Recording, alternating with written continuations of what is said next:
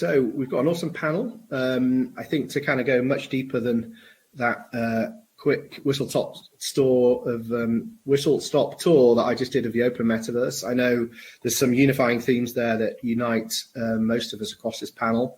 Maybe we go, it normally doesn't show the order that I see people, won't be the order that everyone else will see them, so I'm just going to pick what might look randomly, people to just quickly introduce themselves, 10 seconds. So let's go with Seb first. Hey Seb, could you introduce yourself? Sure. Hi everyone, my name is Sébastien Borget. I'm the CEO and co-founder at Sandbox, which is a decentralized gaming virtual world, which is empowering players and creators to make 3D assets and game experiences and monetize them through the use of NFTs and SAM token. Awesome. Shannon. Thanks for that, Jamie. Hi, my name is Shannon Christie, co-founder and CTO of Bit.Country, the Metaverse hub of Polkadot, a web-based Metaverse project built on Substrate and Polkadot, with a real emphasis and focus on building kind of your own community and such. Jamie, back to you. John. Hi, everybody. My name is John Egan. I'm the CEO of Outlier BNP Paribas. We're a quantum foresight business based in Paris. Saro. Hi, I'm Sarah McKenna, co-founder of Alien Worlds. We're the largest blockchain game. We were the first game to pass 100,000 users. We're now at about 2.4 million users. Play-to-earn game in which DAOs are pitted in competition with one another using NFTs. Arif. Hey everyone, good to be on the panel. I'm Arif. I'm the co-founder and CEO of Alethea.ai. We're building a protocol to create intelligent and interactive NFTs. Our first intelligent NFT was recently sold on Sotheby's for about $500,000, and we're building these NFTs, INFTs, into gaming and virtual worlds very soon. What a world, hey? Sotheby's selling intelligent NFTs, who would have thought? So look, let's just jump straight into it. I mean, you know, we could spend quite a bit of time trying to better define the metaverse, and I definitely want to give people the opportunity to add nuance or equally challenge my definition. It's definitely imperfect. But as I said, I'm kind of, having spoken to you all before, assuming that you subscribe to the idea of an open metaverse, or ideally a more open metaverse. So I just want to jump into that really and try to understand how you guys see its key innovations and primitives that underpin it and why they're important. So Seb, let's start with you. Let's kind of go back to that Web3 tech piece that I said at the top. You know, you're president, aside from Sandbox, you're also president of the Blockchain Gaming Alliance, or chairman, or something important. And of course, what you're doing with Sandbox is a huge virtual world and gaming environment. And you know, I know you pretty well. I know you as a native to Web3. What is the importance of blockchain and NFTs to an open metaverse? Well, I think it's really the central piece of it. The technologies that enable the trust, the transparency, the proof of scarcity, and then all the primitives that you mentioned that allows users to truly own their assets, to be able to exchange and use them across many applications in a permissionless manner, and hence enable new use cases, enable a whole digital economy with NFT holding value of those assets and having the users basically being self-sovereign with owning their identity, owning their cryptocurrency, being their own bank, and owning their assets is essential to establishing that layer that you describe as the open metaverse, and that enables the meta fee behind and all the different use cases based on those assets. And so Shannon, if we kind of, you know, when most people think of the metaverse, they think of it in the context of VR and AR. They don't necessarily think of it with scarcity. And of course, this is one of the things that the open metaverse introduces, is the ability to have things that are digital and scarce. And I know to many, when you kind of introduce that concept, it feels antithetical to say, well, you have this thing that can be totally infinite and abundant, and yet you're introducing this artificial scarcity. Do you think that's at odds with itself? How do you reconcile that in the context of virtual worlds and collectibles and land?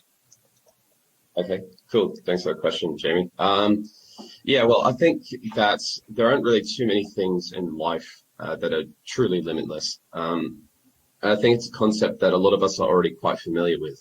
It's something that is often important to business, to markets, for people to determine the value of something as well, and how much desire there can be for it. So it could be, of course, potentially for things like showing a symbol of status or for some other purpose. But in any case, it still kind of allows for the possibility of an economy, for people to be able to have opportunities to own something, to be able to do something with it. So I think it's quite a powerful tool to really be able to show the value or where the important aspect of the metaverse is. And I think that's where having limits and having scarcity is a really important tool to be able to even create economies where people could own and trade and buy and do these different aspects with some of those things. And at the end of the day, it kind of, at least in my opinion, I think it varies a bit on the project. Some projects might decide to go for a fixed supply or a supply that can increase over time. And for others, they go for a fixed supply from the beginning. But yeah, potentially for some projects, they could allow for governance or allow for people to vote or change to make some differences there. But I think even if the land might be limited or some of those items might be limited, the possibilities in the metaverse will essentially grow because of that.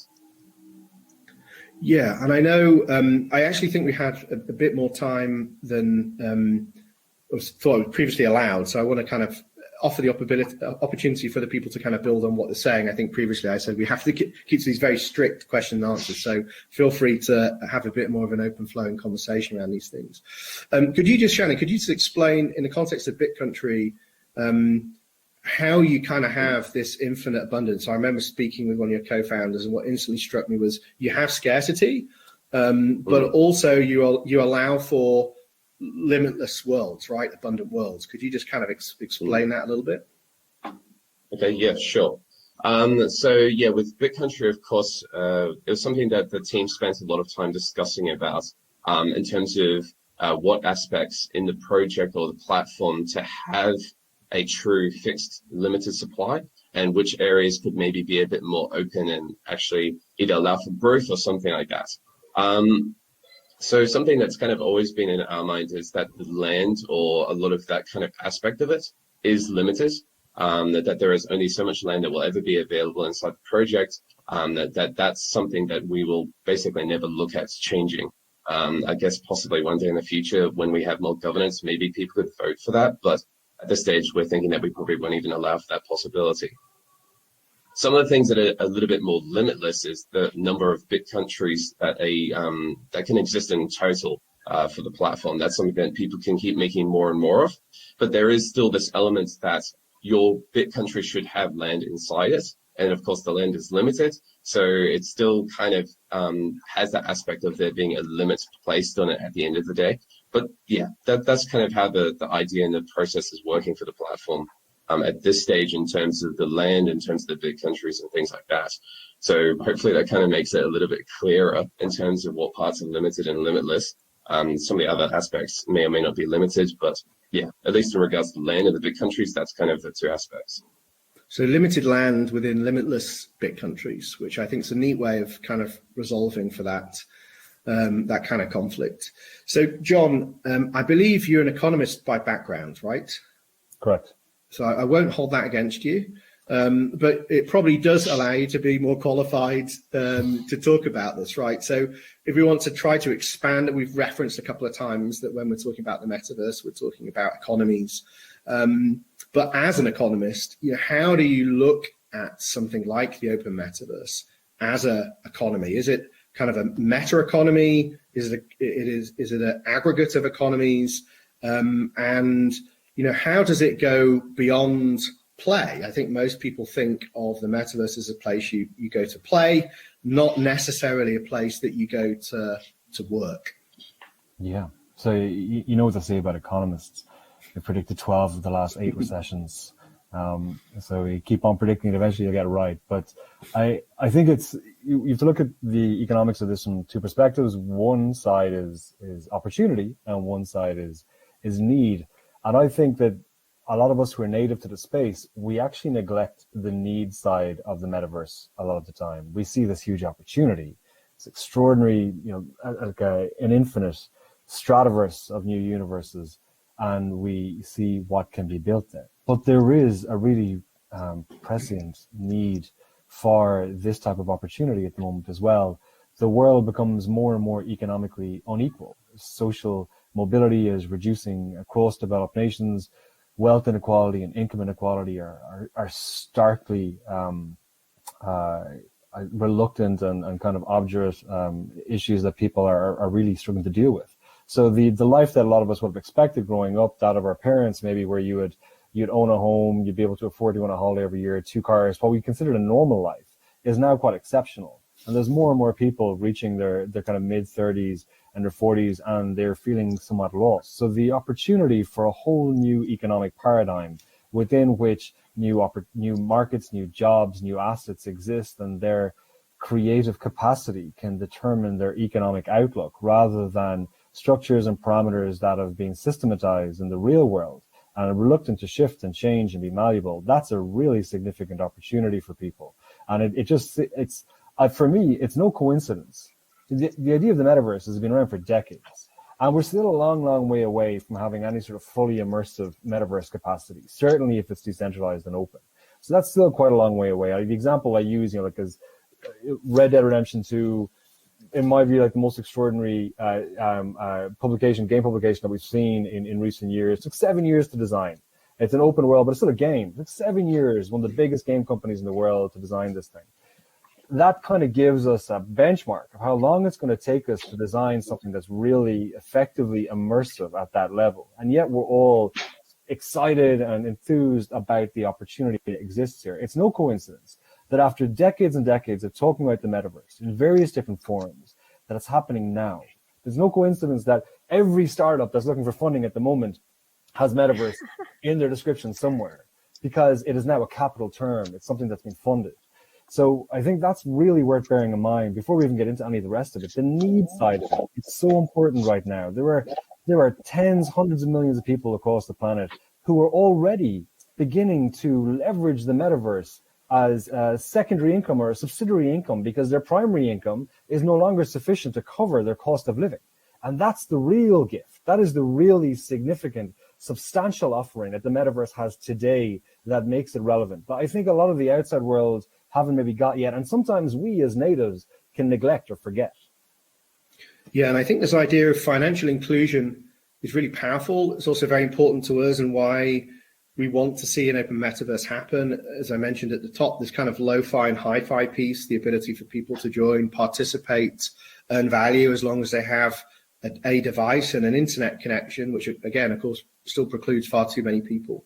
And if you think about the amount of wealth that is digital and currently locked in platforms at the moment, how many billions are in digital skins in a gaming platform, that if you walked into a bank and said, hey, I've got $1 million worth of Fortnite skins, I want a mortgage, forget about it, right? So, yeah. And as you say, as increasingly generations are precluded from traditional workforce, having a financial system that can value and understand and insure and associate risk of these assets will allow for that inclusion. So I want to go into, I'm going to open up that question to both Seb and Saro, actually, because in your own ways, you're realizing a form of play as work or work as play, depending on how you're looking at it, often referred to as play to earn. And I would love to understand how that's manifesting in Alien Worlds first, Saro, and then, of course, Seb, both within what you're hoping to do with Sandbox, but also more generally in things like Axie Infinity and things I know you're very engaged with through the Blockchain Gaming Alliance. Sure, thanks, Jamie. Yeah, so Play to Earn is obviously a sort of extension of gaming that was made possible through blockchain structures and the provable ownership of assets. I think for us, the Play to Earn, within Alien Worlds, people mine the fungible token Trillium by performing proof of work mining, just like they would on other blockchains, but they're doing it within our game. They're supplying a proof of work. They're mining the token using NFTs, each of which has unique attributes, on-chain attributes that are able to be read by the gaming smart contracts. And that's all happening on-chain. All of the gaming logic is happening on-chain. Our token itself Trillium is on 3 different blockchains, Ethereum, Binance Smart Chain, and Wax, and people can teleport the token between the chains to avail themselves of the functionality and features of the respective chains. So the sort of play to earn characteristic for us of mining now, later on fighting and questing future functionality within our roadmap, sits underneath or after a governance layer, which is a DAO layer where there are 6 planet DAOs in competition with each other for the scarce resource. So they're competing with each other for staked Trillium. And the planet DAOs will eventually be able to alter the amount of rewards, the amount of Trillium rewards that go to the play to earn games. I think it's important for us at least to sort of point out that within our framework, the DAOs are able to offer gaming smart contracts themselves. They can use Trillium or the NFTs. They can issue their own NFTs. What we have provided is the architecture, the fundamental tokenomics, the inflation mechanisms, these 6 DAOs and so on. But that can be taken in any direction by the DAOs and even, in fact, by any other participant. So we've seen landowner collectives arise, other collectives of people who have conceptualized of themselves as having shared interests, have formed collectives in order to advance their interests and so on. And some of that will be represented through vetoes and other on-chain governance dynamics. So the play to earn, I think the impact that it's having on people's lives, yes, this melding of work and play, I think perhaps it's important to remember that this is a consequence in part of the fact that people are, in general, we possibly do have more leisure time. And so in order to be able to become creators within an environment where we formerly were consumers is extremely attractive and allows for people to monetize their time, their attention, their contribution to a platform where otherwise their value would be extracted through the centralized platform. Yeah, and I think what's really interesting about DAOs, it's going to be my follow-up question actually, but they're kind of analogous to guilds, right? Guilds are nothing new in a gaming context. It just formalizes them a little bit more. I'd just be interested to know, before we jump to Seb, how you think DAOs are different to guilds. What do they do to extend that context? So DAOs are tokenized on-chain entities that combine within a single unit, which is the fungible token, both a measurement of value, but also a measurement of stake or governance power, right? So in most DAOs, the ones that we construct, the more of the token that you own and have staked into the DAO, the more voting power you have. Now, you can accrue that token through work, right? And so oftentimes a worker proposal system is a native concept to a DAO in which you propose work into the DAO, you get paid in the native token for that work. So you can either accrue that power to yourself, that value to yourself through voting, or you can just buy it, right? There's normally open marketplaces. The combination within one unit of measurement of value and power, I think is really significant. It arises in part because blockchain structures need to be secured. So they need to have a broad base of owners, and the larger the better, right? Because it's more expensive to take over a DAO that has a lot of value tied up within it. So that's partly why it's arisen in a blockchain context. But the other reason why it's arisen is because the identity problem with blockchain is that we don't always, a single person. So in a nation state, we have one person, one vote, but on-chain structures don't really replicate that unless you make use of an extraneous ID model like, passports and utility bills, right? But native to the system, we don't have a concept of identity except accounts. And so it's actually really important that the account is credentialized as having contributed to the system before that account is able to determine the outcome of the system. So it does super important structure within blockchain. Doesn't have to be the only, we also have structures, for example, within alien worlds in which NFTs are used as the mechanism by which voting happens. So that would more replicate like a one holder, one vote type mechanism. Those have actually arisen spontaneously. We didn't design those ourselves, but we could in future possibly, especially if we wanted to introduce a veto, which we do have in the roadmap. So yes, I think the DAO structure that combines stake and value is really important and is something that's kind of needs to be the case with blockchain structures because we don't have a native identity construct normally.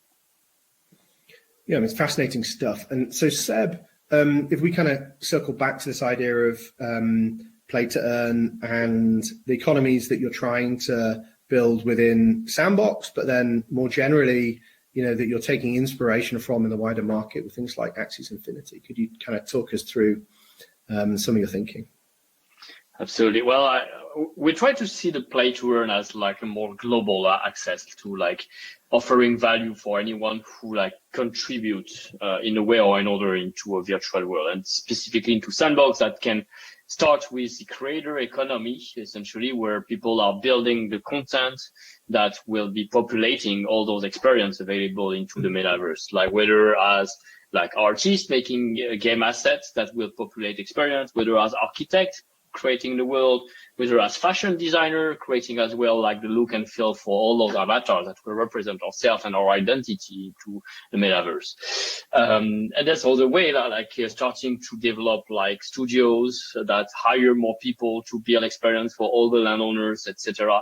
All the economies related as well to like commerce and transaction into the metaverse, where you helping to sell, you're helping to discover content, you're helping to coach users to optimize their time. There's many more jobs that can happen and create an economy where I would say like play to earn isn't specifically just playing for leisure, but it's actually encompassing a bigger scope. Obviously, if you're not an artist, if you're not a creator, if you're not a landowner, if you're not interested into commerce, you can still be interested in just coming for fun and engaging and playing. And that's possible and whole and totally new, like this idea that you can earn or derive a revenue stream for your activity and engagement into experiences and game, which are not necessarily related to like your performance or your high level skills. No longer like competitive, like in esports, when only the elite is able to earn revenue, but anyone who just spend 1 hour into a game session, you fight, you make a few fights, or you just find some treasure, you collect some resource. Those resources, because they are asset tokenized on a blockchain, they are yours. Then they can be traded on marketplaces. And from there, maybe they are valuable and in demand by other population of users as part of that metaverse. That's very typical of MMORPGs, for example. And all the gray market and black market of trading resources that we've seen for 25 years plus into video game becomes suddenly just natural part of open economy in the metaverse. And we've seen that we're going to see that at play into Sandbox as soon as we will be launching the first play to earn season. And we're starting to see that as well into games as simple as Axie Infinity. So what's impressed me the most with Axie Infinity is like the ultimate simplicity of it, which makes it also is one of the reasons, like basically you assemble a team of 3 characters called Axies, which are like cute little creators that you breed. You put them to fight, they will fight, you collect one single resource. There's not more, not 20 currencies to learn, one SLP that you consume to breed more and upgrade your team of Axies to earn more further and further. That's as simple as that, the core loop, but yet people from all ages in specifically Southeast Asia, but other parts of the world were able to understand that and leverage that to indeed collect resources that other users were in need for to derive a revenue stream that could start as little as $10, $30, $100 as pocket money initially, but soon became $300, $400. It became higher than the average, the minimum salary, the wage there. And now some players starting in the $1,000 and more, so could start interesting the population of like other countries where the minimum wage is a little bit higher and turn into a real full-time job for many through less work-intensive, labor-intensive, and more like tasks that are giving more freedom, more time to do other things that we want to do. And many, maybe John can contradict me, but I think many economists say like we'll work less and less and have in the hours time in the future, and we'll spend a lot more into leisure. And I think it's definitely going into that direction as well. Maybe, I mean, a century ago, the economist John Maynard Keynes wrote an essay called Economic Opportunities for Our Grandchildren, where he had said by this time, people wouldn't need to work anymore because the accumulation of capital and technology over time would make it so that we didn't need to. Ironically, the thing is, he's right in some respects. The wealthy class no longer need to work because their assets accrue capital all the time.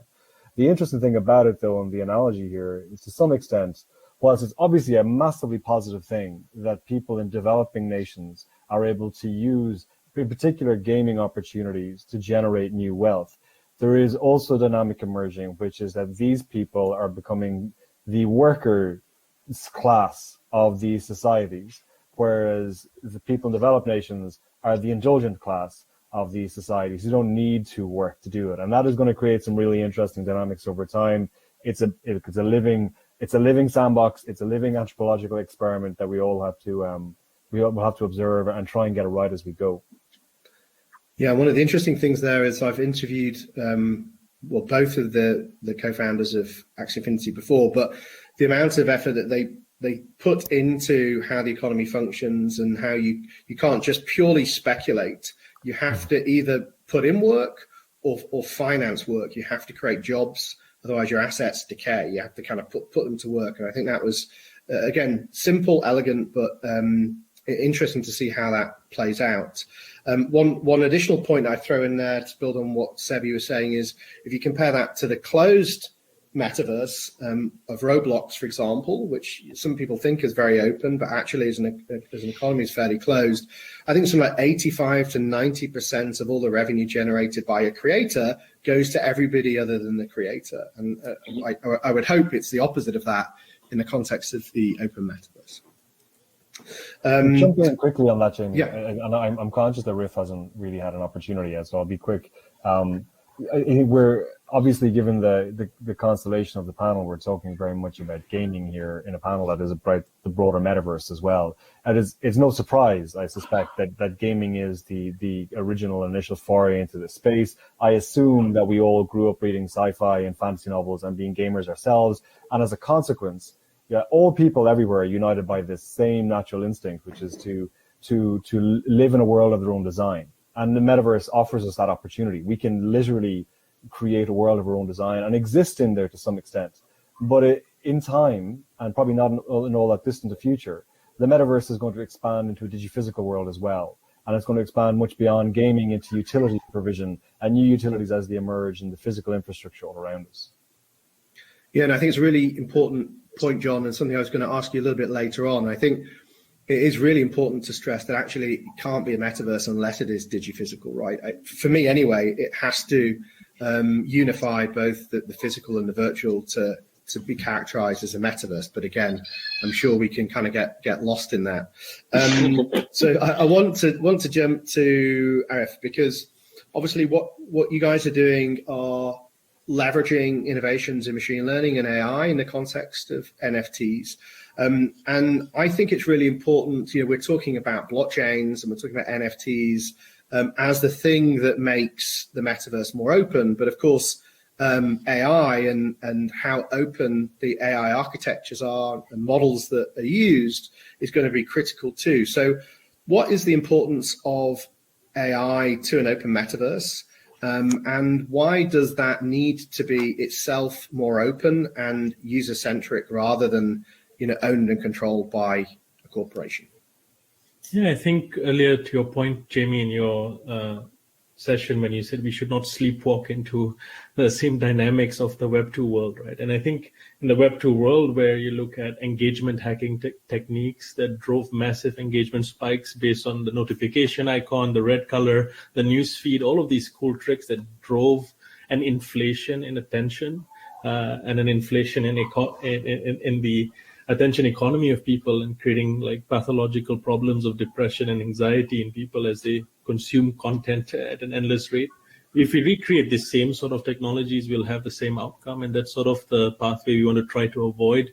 And I think to John's point regarding the importance of like the world that we're living in, where now we have to work 2 jobs or 3 jobs, or there are people in emerging markets that are moving towards that world.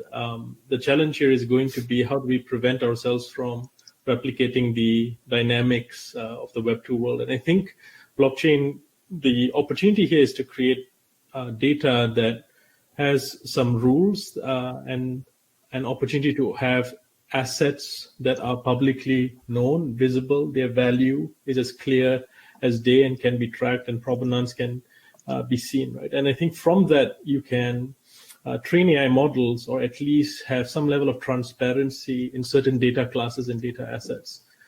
We don't want to create the same dynamics. In fact, there's a really beautiful, well-written paper written by an economist as well on algorithmic labor and information asymmetries on the Uber economy, right? So like if you think of like when Uber burnt a lot of cash acquiring drivers in these emerging markets, putting them through sometimes really hazardous traffic conditions so that they could get from point A to point B as effectively as possible, playing these mini games like mice and this economy moving around the cheese, right? And moving passengers. It serves an economic function, yes, but all of that data that they captured, none of it accrued to the user. No ownership, not even the cars were owned by some of these users. They were run by rental sort of guilds, I would say, that would control the users, and they'd have to pay back the people who are running some of these cars and the suppliers of these economies. So I'd say, like, at the end of the day, like, we can create a deeply hyper-capitalistic model with Web3, but my hope is that the elements of AI allow us to actually think through some fairer and more equitable distribution methods,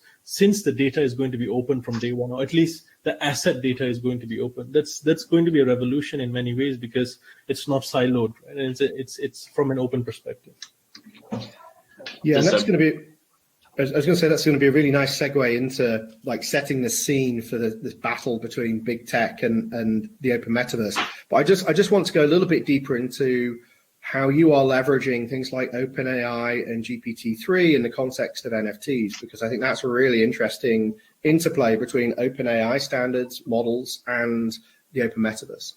Yeah, the interesting thing is OpenAI was open for the first few years of its founding, and then later on closed their API access. Right? So when they opened up the earlier models that they had, they were called GPT-1, GPT-2.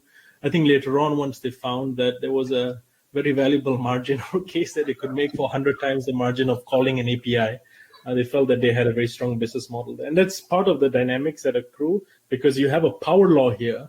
And they have, for example, when they converted from a non-profit into a for-profit, they put a cap on the investor returns, something sort of a novel experiment that they wanted to put forward as a way of controlling the upside. I don't know whether it will work, but it's certainly an interesting statement to make, right? So I think OpenAI's engine, there's this engine called GPT-2 that was released open source. And what it does, GPT-3 later on as well, what it does is that it's pioneered this method called single shot or few shot learning, which requires very little data to ingest, and then it can create meaningful output that is coherent, that sounds human, and that in some cases even passes the Turing test. So what that means for the metaverse is that you can actually create characters that with little data, and you can train them, and you can have these characters be interactive and intelligent, and you can store aspects of their personality on chain. So that means their on-chain personas that are fixed and immutable can call, let's say, an AI engine off chain, and they can interact from that basis. So think of it as like we as human beings, we have our fingerprints that are like on chain, on body, on physical, and then we have the opportunity to have language and structures that we emote from our brain, right? So the possibilities here for characters like that to exist in the metaverse is that you can have their personalities and prompts and DNA structures stored on chain, and they can call an AI engine off chain and make these characters interactive and intelligent. So there's going to be a lot of experimentation in the space here, integrating AI characters that are interactive and engaging, because it solves the NPC problem, it solves the engagement problem, it solves many different problems that occur in some of these gaming spaces where you want to create engaging experiences. Yeah, and of course, I think one of the big criticisms of the open metaverse as opposed to the closed metaverse is the empty worlds, right?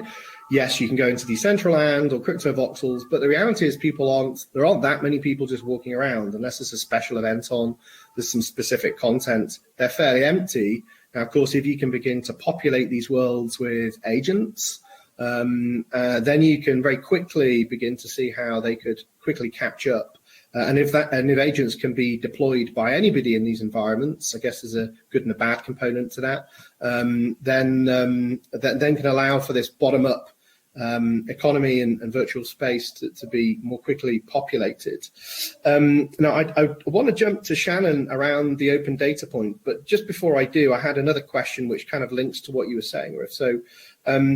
So if we kind of follow that, we think, and by the way, it's interesting because the PR release for around GPT-3 when they were closing it. They said it's for ethical reasons. They felt it was too powerful to release into the world. So you can read between the lines there. But do you think that innovations such as, let's say, GPT-2, in the context of the open metaverse, who do they benefit more? Is it going to benefit, because of course anybody can leverage these things, and especially now if you're saying they're closing up and they're making it a little bit more proprietary or license-based, who do you think kind of these open AI initiatives benefit more, especially when all the data's open too? Yeah, I think one thing that was really interesting was once they released the first few models of GPT, we saw many open iterations occur. What's also interesting is because countries now have national AI policies encouraging the creation of their own large language models. So, for example, Huawei has a model called Noah's Ark, and then Google has BERT, and a couple of large tech companies are focused on creating these huge large language models that are essentially large transformer models that can infer and induce and create language at scale and at speed. So we're going to see a lot of competition in this space. That means you're going to have interactive, intelligent characters created rapidly. From a metaverse standpoint, you're going to have books written that are completely AI, but they might be Mandarin or Japanese or Korean.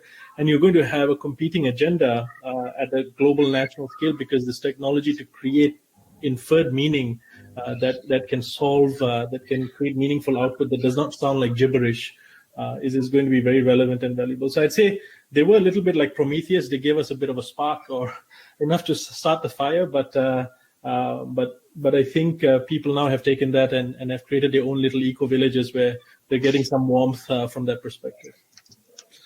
Thanks, Arif. So Shannon, I want to come back to this point around open data. So often the open data component is talked of as an advantage for decentralized startups, for the open metaverse. But is it? I mean, surely if it's open, a single corporation that already has its own data sets that it could combine it with, it's got, legions of machine learning experts. Surely it could also be the Achilles heel of a more decentralized open metaverse. Yeah, true. It's a good question. It's a good point to raise. I think that you could say to an extent that is a risk that maybe some people will be thinking about. But I think, as with most things in life, it's kind of a trade-off, that it provides some benefits. It also gives you some things that maybe you would consider not so ideal. In terms of open data or data, I feel that for a lot of the blockchain projects, for example, with Bit.Country, and even for a lot of others as well, I believe the open data part, as even has been mentioned earlier by other panelists, is actually quite an important aspect. It's about making sure that people can verify that something is genuinely owned by someone. It can allow them to trust the system when maybe they don't have to trust any particular people. They can have kind of that faith or belief that the data is as it shows. So I think in that regard, it's really quite important. It can also allow for the possibility of kind of collaboration without necessarily having to give permission. You can have external projects, external teams potentially building experiences or using that data to create new experiences without necessarily having to come to you first to get permission for it. So I think that's something that would make a lot of kind of the closed metaverse probably a little bit nervous. I would imagine that for many of them, they would be thinking about things like, how can I keep the data to myself? How can I monetize this? How can I use this to try and avoid other people becoming competitors and stuff like that? And I think in the open metaverse and with blockchain, we tend to think that actually having more people jumping in is a good thing. Having more people getting involved in creating these experiences and building it out actually is benefit for everyone in the ecosystem. By you creating more value, it can add value to my side. By me creating value, I can add value to your side. So yeah, I think in that regard that it can look scary, and I think that would be something that would put most of kind of the closed metaverses or closed metaverse off the idea of having open data. They don't like, I believe, giving out their data to other people. And I think that's something that can really be quite powerful for the open metaverse, is that we want to have that in the first place. We want to make sure that people can verify that something genuinely happened, that things will behave the way it's supposed to, that the behavior that drives something is open for you to be able to check yourself, And I guess really kind of in that regard, it's a little bit even like the freedom to be able to make decisions about the platform, as I kind of briefly touched on earlier. And also, like Sarah was mentioning about DAOs and smart contracts and stuff like that as well. We want to allow for the possibility of governance. We want to allow for the possibility of people being able to decide, where does the platform go? You know, if we decide to roll out a feature and maybe everyone votes no, well, I guess that feature is not coming out. It's really their decision. I don't think that much power would necessarily be given to others. So yeah, I think they kind of relate in a way. The openness, giving people the ability to see, to create their own experiences, to have a say in how it all works. So yeah, I think it's quite important really to what we're trying to achieve with the open metaverse.